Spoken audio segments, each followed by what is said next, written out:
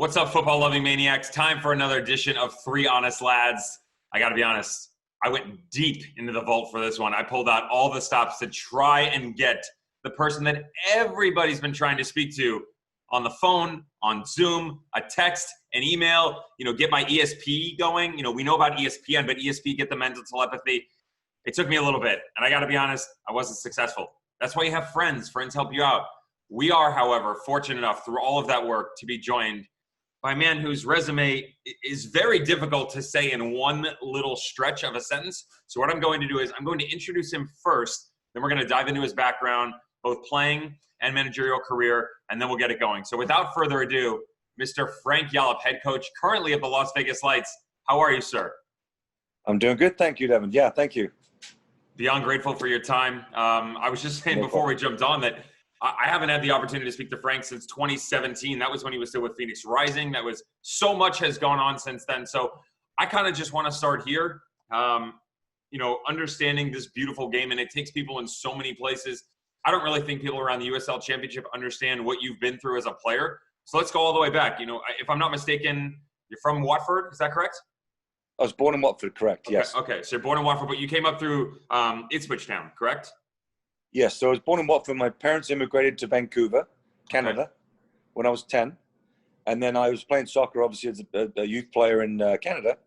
And I got spotted by a good friend of Bobby Robson's, who was the manager then of Ipswich Town, which is just, UEFA Cup, FA Cup winners, one of the basically really good, probably second or third every year in the Premier League, which was called the First Division back then, but similar to the Premier League here. And, lucky enough to get a trial. I went over when I was 14, 15, 16. So I went over 3 or 4 times, and then very lucky enough to sign with Ipswich.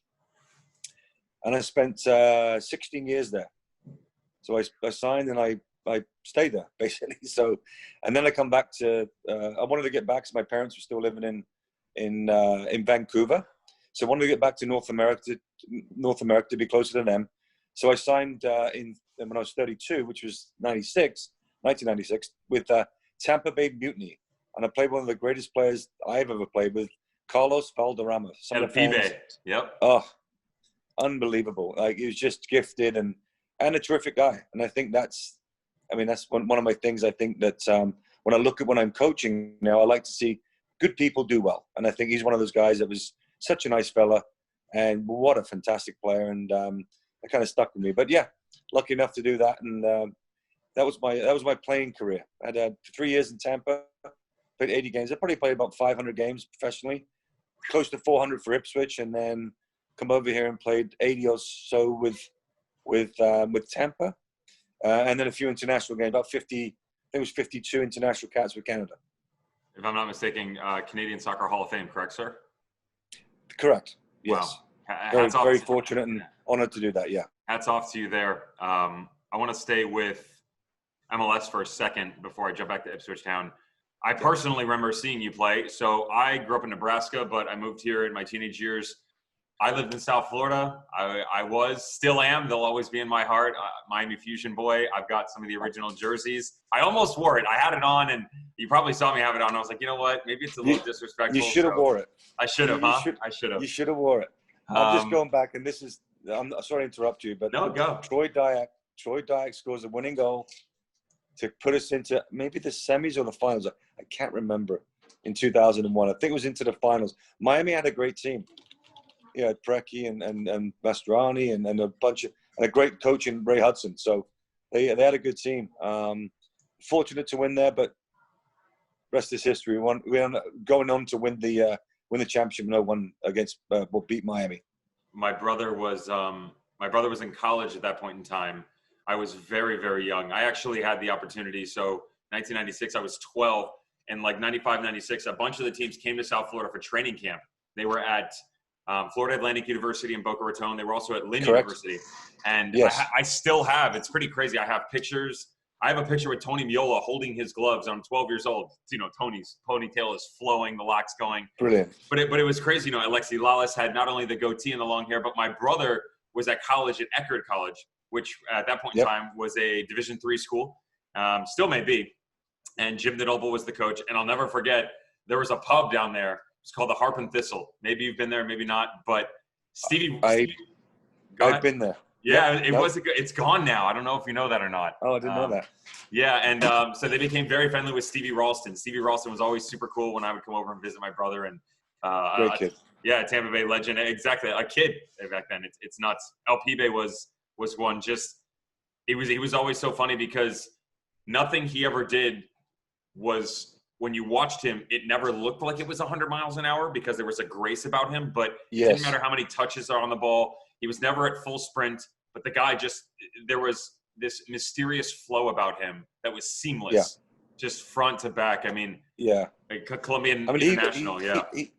He basically looked like a superstar. You know, he's got the hair going on, and it was weird. He used to go in the shower. He used to come out like, when he first came out of the shower, it was like his hair was flat, and they just kind of just wrestled around, all of a sudden full afro, and brilliant. It was crazy. I really enjoyed the time there, and we had a really, really good group actually. And I've been to that. Is it the Harp and Thistle? Yeah, Harp and Thistle. Yeah. Well, it's sad to hear that's gone. But it was a good spot. It was a while ago. Yeah. I'm curious. Did you always? So you mentioned how you ended up back in England. Did you always know that you wanted to come back to North America? Yeah. Yes, I did. Yeah. I felt, and the great thing was, with this MLS started in '96, but it was starting to kind of after the World Cup in '94, there was starting to be in a little bit of chit chat about starting the league, and I always wanted to say, like, I want to finish my career in North America. And again, my parents are still in Vancouver. My brother and sister were living there, and other family members. So it was always a kind of a dream. Like, I just tried to, at the end of my career, try to get back, and it worked out perfect. My timing was great because 32, it's not running out in England, but I'd maybe bounce around some of the lower teams. I got a chance to play for Tampa Bay Mutiny, and one of the greatest leagues now, I think, in the world, and really feel fortunate. I played with Carlos Valderrama, Stevie Ralston, you mentioned, Roy Lassiter. We had some really, Clay Coyne was next to me. I mean, I can go on and on about the players I got to play with, and it wasn't dropping down a division, which I liked. I stayed at the highest level I could. Whatever country it's in, I was at the highest level, so I felt real good about that, and it really worked out well. I got some great, Thomas Rundgren did a great job with the team. He was coaching for the first year with me, not me, coached me or us, in Tampa, and then we moved on to New England. But I got to reunite with Thomas. He took me as assistant coach to DC United, and just before I got the Earthquake job first time, which was 2000 actually. So we go way back. So yeah, kind of good connections, great times, really enjoyed it. And I look at the league now to what it was then. It's like, wow. I mean, talk about, spent 20 odd years. It's gone so quick, and people, they don't realize how hard it is to build a league and get people to really believe it's a legitimate league. And MLS have done that. And, any top player wants to come play in MLS now, which is great. So, Frank, let's transition to your managerial career. You talked about the Quakes already, Canadian men's national team, Galaxy, the Quakes Tucson, Chicago. Then, you jumped to, at that point in time, Arizona United, which the rebrand, you were part of that, a very instrumental piece. And then, of course, Fresno and Las Vegas. Walk me through your managerial career. At what point in time did you know that you wanted to coach, first and foremost? Let's start there. Yeah, I've had a few clubs in Jack Nicklaus right now. But anyway, that's another thing. But well, it's funny, I took my coaching license as a 23-year-old at Ipswich. So I think I've always been interested in it. I'm a bit of a people person. I like being around the guys. It's all I know. I played, and now I've coached. I've never really had a proper job, if that makes sense. I've always been around the players and a club or for my whole life. So I just love it. I just love being around the guys. I just love trying to win games. It's been a struggle at Vegas right now. But, we know why. We're not quite good enough in a very difficult division. But it's okay. I've really enjoyed these guys. They've given me everything they got. We're just not quite there. But the future's bright for Vegas. But just going back, I mean, what I enjoy is when I talk to owners and sort of get their sort of idea of what they want to be and how big they want to be. Like the Phoenix thing was great because they said, we're changing everything. We want to go big. It's like, okay, so, first of all, it's like, how much budget we got, which is always the first big question. Yeah. To attract players, So, I mean, right away I got Sean Wright Phillips to come in, Jordan Stewart. Oh God, I forgot his name now. Jeez, Mexican legend from Chivas. I'm trying to think now. Come on, he's gone right now. But I had 3 really top-notch players I got to sign at Phoenix, and really, it just set us off, and we really did well. And obviously Bobby Dooley, the general manager, and the ownership with Bert Buckeye and Brett Johnson and those guys did an unbelievable job. And I look at them now going, wow, not that I started it. It wasn't me, but all of us started it together. And I'm really proud of what we got to. Same thing in Fresno. I mean, the shame about Fresno, we just couldn't get a stadium deal. But the real good thing about Fresno was I felt we built a good team that was very good on the field second year. And, you can feel proud about that. So, but that team is going to move now. And I'm not sure if you know, but the secret's probably out, but I'm not going to say where we're going, but it's going to be very good once we do get relocated. Frank, let's go back to some of the things that you've experienced personally before we get there. Won a division title with Ipswich Town. Of course, you talked about what you did with Tampa Bay and under Thomas, Supporter Shield. That cannot be understated. As you mentioned, top flight at every country you've been in. Canadian Soccer Hall of Fame player, we mentioned that. And then as a coach of the year, you won a Supporter Shield as a coach as well, MLS Cup twice. Is there anyone that you look back on, whether an individual award, what you did with a team, or a season in general, both coaching or playing, that you look back and go, maybe that one was a little bit more special than others? That's a great one. I think I'll go back to when I scored 2 goals in a week for Ipswich in I think it was 92. You're dating yourself. Most people weren't alive at this point, but that's okay. I was lucky enough to get a couple of games. The problem with myself, and there was another Canadian player named Craig Forrest, every time we went away for international duty, it was interrupted. It was interrupted the season we had in Ipswich. They didn't stop playing. So I would go away for 3 weeks, miss 4 games. Someone else is playing in my spot. If they get on a good run or they play well, I come back. I'm out of the team. So kind of frustrating. That frustrated me. But I did get a spell at end of January where I got to get in the team and play right back. And I happened to score at Tottenham.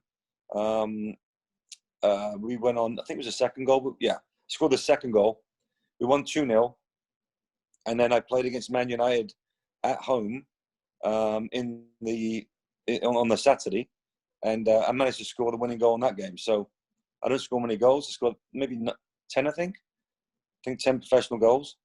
But those 2 are pretty special. And there's, what a week I had. Every time I go back to Ipswich now, I don't buy a pint, that's for sure. They love me there. But yeah. Not that you drink, right? No. I have a few once in a while. But and then probably coaching wise, I would say my debut as a coach, as a head coach, I was green, I was nervous, I was whatever it was. But I managed to get a great friend of mine, Dominic Kinnear, to come back from Tampa to come join me as assistant coach because I got the job in San Jose, and he's from San Jose. So together we just kind of figured it out, got going, and we had a really, really good team in 2001. I think I said to Dominic, I kind of nudged him on the side, and we're playing a game against, I don't know where it was in preseason. I said, I think we're not bad. And it was one of those like, yeah, we're pretty good. And we had a good team, and we went on to win it, and proved everyone wrong. With the bad news bears, no DPs, no money, nothing. You just get on with it and work hard, and and I kind of like that. I like the sort of stories that you got to build a club and try and get to the levels rather than going into a club that's expected to win. And I think the Galaxy one was tough with David. For me, it was a tough one because, it was really difficult times when David wasn't wasn't, he didn't know what he's getting into kind of thing. But talk about a guy that's changed the league. Yeah. David's really the guy that just opened everyone's eyes up. He didn't realize maybe how far, down it was with just from hotels to travel to all those things that come into it that make players better. But David was a big change in that, and he did a great job. And it was tough times. Self and Lexi were there, and we just couldn't kind of get it going. But then I got the opportunity to go back to the Earthquakes, and it was more of a better fit for me. I'm more of a sort of, lower key guy that just wants to work with guys and really just, get something out of them and obviously try and win games. So I enjoyed my time back at San Jose in the after '08 as well.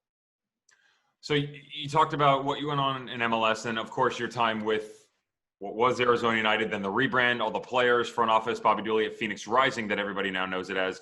And then you transitioned to Fresno. I want to start with this. Where does the relationship with, if people don't know his name, Ray Beshoff, very nice person from what I've heard behind the scenes. I've never personally met him, heard great things. He's done wondrous things as a businessman. Where does that relationship come from? And at what point in time does it go into, you guys link up, let's start a team, and you run the show? Yeah, so basically I met Ray 2001 when I was at the Earthquakes, when I first moved there. And the San Jose Sharks, which was called SVS&E, was the company, but the Sharks basically owned the soccer team. They owned the Earthquakes. So they had said to me, or not me, but everybody on the staff, that if there's anything you want to do, i.e., buy a car, buy a house, do anything, please, we have a bunch of sponsors, and I'm sure that they will give you, not a deal, but they'll give you an in. Yeah. Exactly. So basically I said, well, I'm looking to get a Mercedes, blah, blah, blah. I just had my boy Jack, way back then. It's like, we need a safe car. So they said, it was Mercedes. They go, well, this Irish guy's just moved to San Jose up from, Orange County. He just opened up a dealership, and it was great. So they give me a phone number. Me and Ray spoke 2001, probably spoke on the phone for 45 minutes. And, you don't do that unless you get on. And so we hit it off right away. I go over to his place. He's in those, what do they call the porter cabins? They used to call them in England, like those temporary. And I'm thinking, I'm looking around going, okay, fair enough. Are you going to build a building? Oh, yeah, we're going to build a great, he's so charismatic, Ray. He's fun. But basically met him there. We've kept him very close. I'm not like family to Ray. And then basically he spoke to Jake Edwards at USL way back. Said, look, I'm sort of going to sell my businesses, and I kind of want to get into something that I love, which is soccer. And I think he sort of asked that, and is there any chance of getting a team, blah, blah, blah. And he had a dealership in Fresno, and he kept going back and forth. Anyways, cut long story short, Fresno, he goes, I think we can make a soccer team work here. We just need to get going, and then we're trying to do the stadium stuff. And what happened is we did a good job, I think, of running the business, and the team on the field was good. The problem we had was we could not get a stadium deal, and that's basically what it's all about. Phoenix got it. All the teams that are going to be successful in the USL, they have a stadium deal. So, I mean, I can't say right now what the new deal is going to be, but I mean, you get me on in maybe 6 months, I'll explain it all to you. And it's really going to be very exciting what we're doing. But again, good guy, great owner. He's very excited about the new project he's going to do. And, so am I. Pretty spectacular run, by the way. Let's talk about Fresno for a second and how that project translates to what you're at and what will be going on in the future. If people don't know this, because you were under a rock, you were behind a brick wall, that glorious run that Phoenix went on, this man and his crew knocked Phoenix Rising off their perch last year. That 20-game win streak was because of the Fresno Foxes. Frank Yallop, his head coach Adam Smith, the crew that they put together. Walk me through the roster compilation, getting Adam, and then what that moment was like, because that's got to be a feeling like something no one has ever experienced, because in the United States, that's never happened. No, I mean, to be honest, talk about a run they won on 20 games, not unbeaten, wins. Yeah, wins. That's incredible. Fair enough. I mean, we all know how hard it is to win. And to win 20 straight is unbelievable. And I still speak to Rick about it. We're good friends, because I hired Rick to come join me in Phoenix before I left. So, I really like Rick Shantz. He's done a great job there. And Bobby Dooley, already mentioned it. But, in Fresno, I mean, basically, I had a young coach in Adam, first-time head coach, Adam Smith, did a good job, really good job for me. We'd work on the squad together and make sure we were on the same sort of length of a wavelength, if you like, for how we want to, look at players and how we want to go about things. First year is very difficult because but even agents and players, they're not sure, right? Fresno, where is it? Where am I living? There's no history. So it's difficult to get players. What's the team Secondly, going to look like? What's the philosophies? All that kind of stuff. You got it. Exactly. So once we've established that the players can take care of, I think that Adam, coaching wise, did a good job. And I think that, it attracted players in the end where they know they're getting taken care of. I'm there and I feel a bit of a father figure to a lot of the players I sign because I'm a little older now, which is never good, but it's okay. But, and then I have a young coach that's just trying to cut his teeth in the business. So I felt I had a really, really good relationship with the players and felt good about all the stuff that we did in Fresno. I mean, we were a good team. I felt that we had a chance of winning it, to be honest. Agreed. I think we were kind of, pretty solid throughout. Good goalkeeper right through the back four to attacking guys. And I felt really good about it. And, yeah, we fell away at the end. Bad result.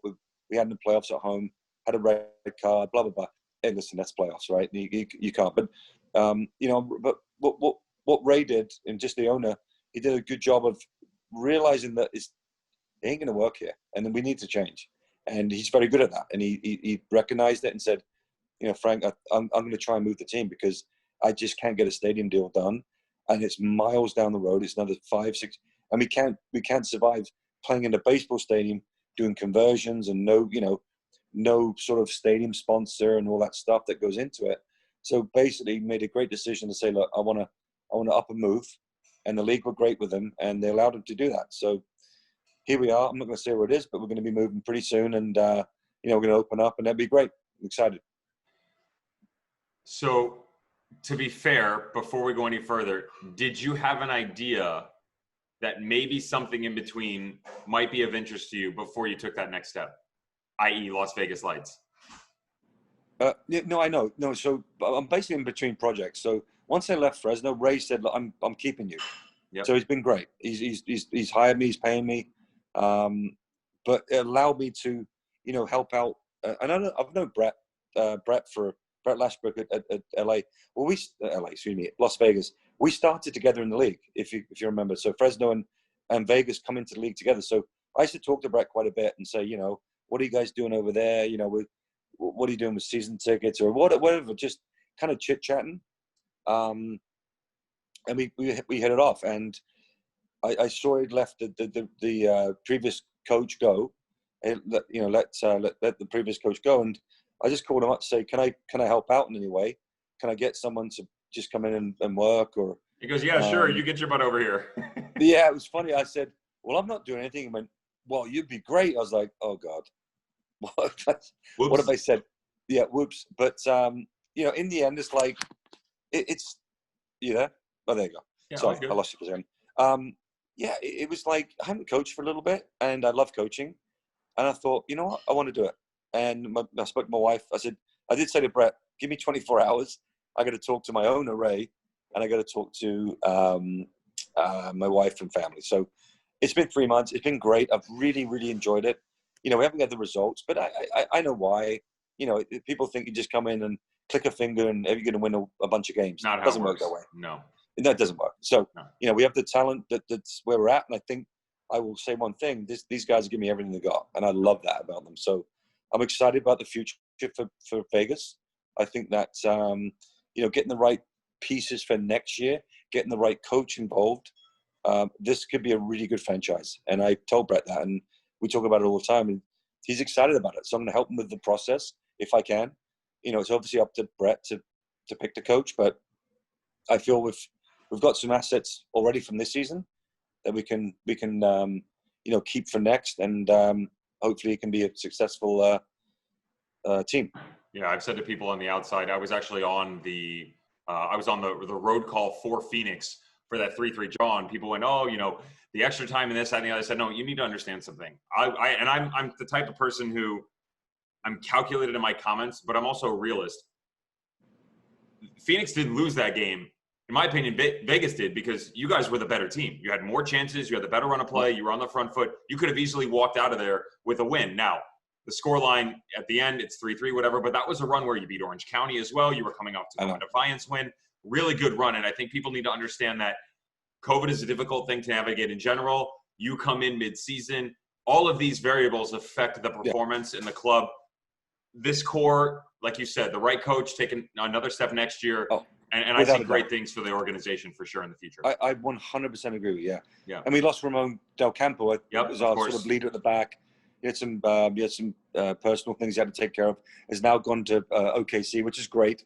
So, you know, we're close. And I agree with you. I mean, to be honest, that other than the Phoenix away game, we got beat 5-1. We've been in every game.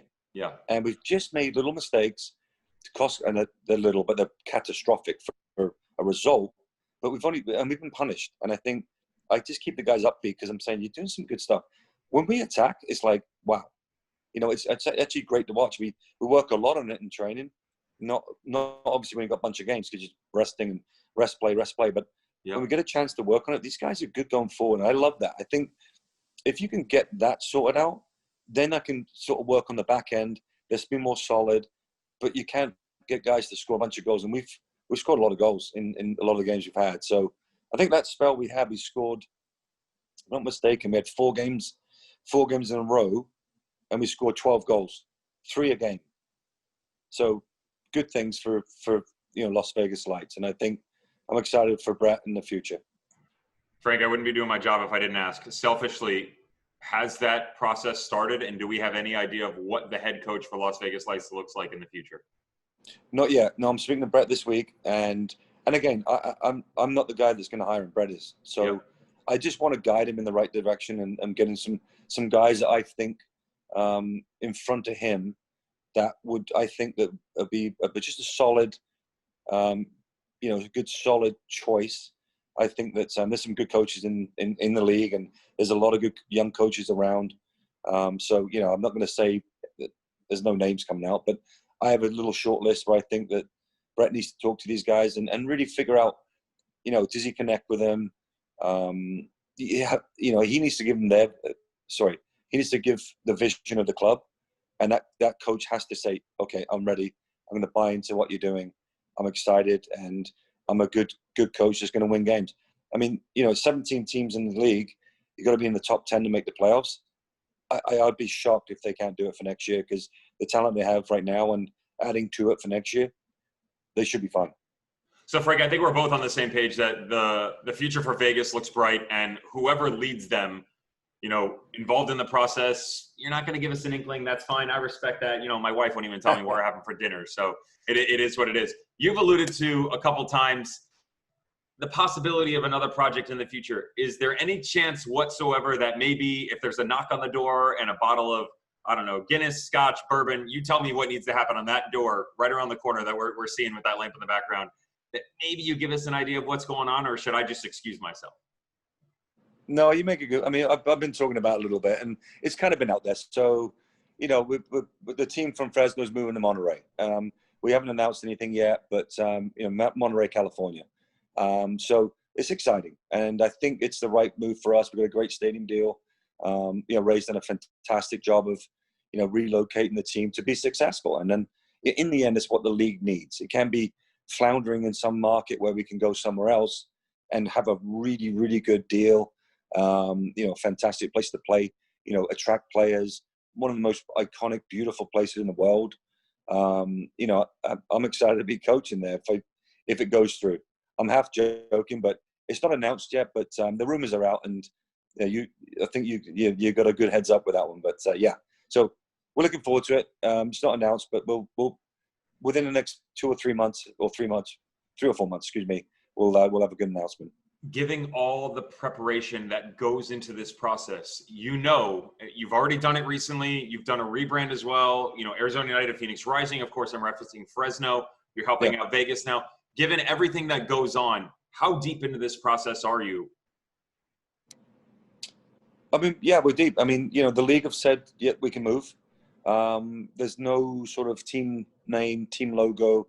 There's nothing. So it's still in the kind of works of, and we won't be starting until 2022 because of COVID. You know, Ray wanted to go 21 before, and once that kind of hit, yeah, it's like right now we're trying to sell season tickets, you know, and sponsorships and all those things. So basically, it's got pushed back another year, which I think is a good thing. I think obviously with COVID, but exciting. I think it'd be a great success. I think, you know, it's going to be one of the smaller sort of clubs, if you like, in the USL, which I like, those sort of 4,000 to 5,000 seat stadium, intimate, loud, Nice great culture. sort of Pop it in there. yeah culture, and we got a great stadium design. We're basically renovating Freeman Stadium, which is down Cal State Monterey Bay. So that's going to be renovated and made into a beautiful, not high tech but pretty nice stadium for us to play in. So all these things are in the plans, though. Nothing announced yet. I probably said too much. It's okay. I don't mind because I'm excited about it. So yeah, it's coming. 2022 Monterey. We'll figure out the logo, colors, all that stuff in the future. But yeah, exciting times. One more question for me on that project before I have something simple on the way out and we'll get you out of here. In terms of the project itself, in your mind, things can always change. And like you said, nothing's been announced, but in your mind, were you always going to come back and coach? Because obviously you went into the front office at Fresno, you're at the helm for Vegas. Was that always your mind to be the coach? And is it still, or could that maybe be tweaked down the line? No, I'm going to go on the record. I'm going to be the coach, and I'm not going to go back to a front office. I ain't going back to front office. not your cup of tea, huh? Yeah, no, I mean, I really enjoyed my time at Fresno. I met some really nice people, made some good friends. The job itself was tough because I was doing both. When I say I wasn't coaching, but I was doing the director of soccer and the business side. And again, I think we've worked out. I'm a soccer guy, so I'm excited about the chance of doing that. And I think we're going to be, successful and, have a great little franchise down there. And that's all I want, something to really get my teeth into, build from scratch. And like you said, I mean, I'll build a couple of teams from scratch and feel good about it. I built the Earthquakes in 01 from scratch, 08 from scratch. I mean, up doing well. Phoenix, part of that, and Fresno. So I feel good about what I can build. And I think that that's the thing I get excited about. Well, Frank, we wish you all the best down the stretch and the future for whatever it holds, whenever that is. Let's get COVID out of the way and let's get you and your squad going. Great to see what you and Ray Beshoff are bringing to the league again. Couple fun questions on the way out, if you don't mind. Some true, sure. false, some okay. Absolutely. We throw some similar ones around to our interviewees. We call our fans the football-loving maniacs. Some of them are stupid little quirks that we do on our end. Other ones are knowing people firsthand and differences. So let's start with this. True or false? From a general manager and head coach, there couldn't be two totally different demeanors than Bobby Dooley and Rick Schantz in personalities. Actually, they're pretty similar. Yeah, I mean, I know both of them really, really well. They're both nut jobs, just to let you know. No, I've been there firsthand. And they'll like me saying that, by the way, in a kind way. Can I say one thing, though? I think both of them done an unbelievable job. I mean, for you talk about the flagship, I think the flagship team really in USL, where they've done everything right. They've got a great stadium, training. They track players. They're doing the right things. I mean, they've got a great team. I mean, their front three is like, wow, it's pretty insane. They're a really, really good team. And, hats off to those guys. I think they've got it right.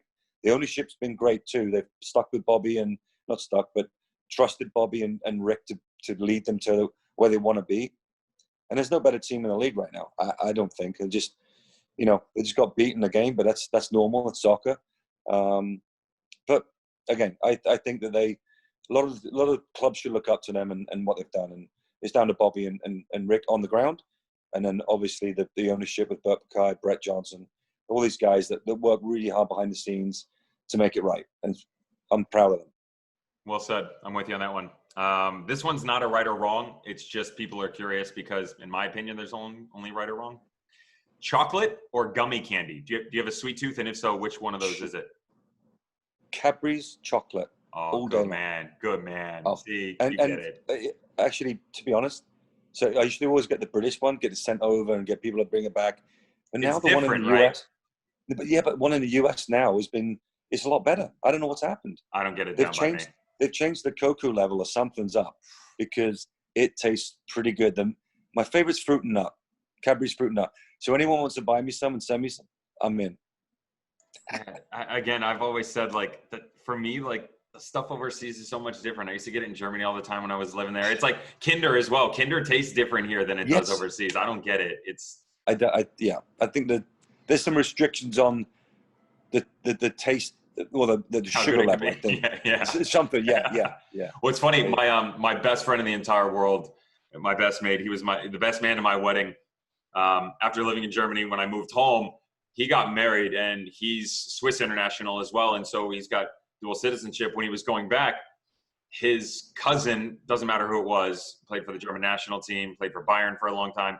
He's going over to visit, kind enough to let him stay at all his homes that he had, and he said, "What can I bring you back?" Talking about how things are different.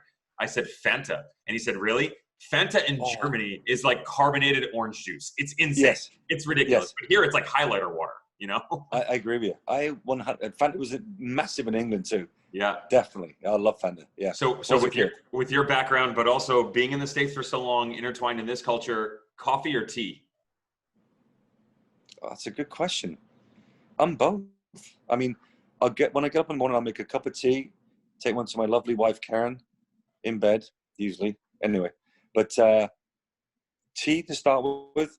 If I'm away on in a hotel or traveling, I always have coffee because the water's not hot enough to make proper tea when you go away.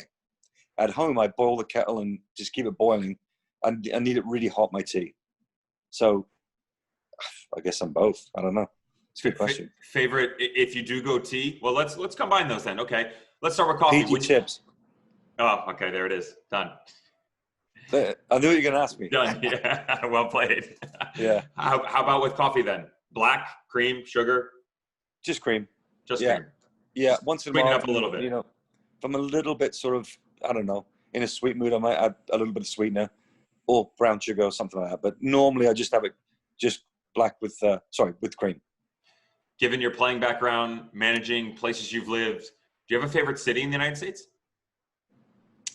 Where I live now, I really like. I mean, it's not a city; it's kind of a town, Los Gatos. Okay. It's near San Jose. So, I think most of our families, sort of growing up years and togetherness and friends, is kind of been in San Jose. If you think about it. So when I moved there in 2001, had 3 great years. I moved to Canada, but I used to come back and visit my friends in San Jose. Then I got the LA job in 2006, so I was still in California. Sorry, can you hear me? You're good, yeah, as well. Yeah. And then I moved back in 2008 to San Jose. So I would say San Jose. How about if we travel? If we venture outside where you live, around the world, favorite city around the world? I have to say London. Yeah.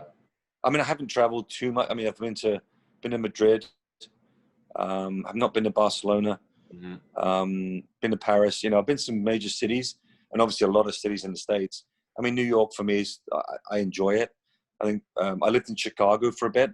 I did enjoy Chicago. I love Chicago. I mean, there's some great cities, and San Francisco being one.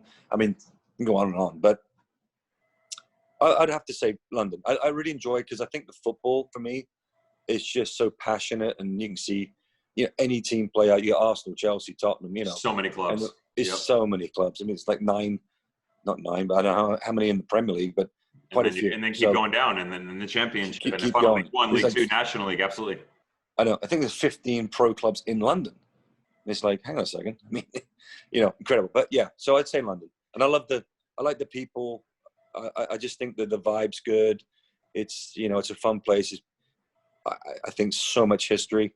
And, me being English, I like the history we have, and that's good. Last two. Who do you support? Did you support Ipswich Town? Well, there's two. Yeah. So sorry to interrupt. No, you're good. If I'm being honest, I'll go to the results. When you start scrolling down the results, I'll probably look at the Premier League to start with, and usually look for Man United.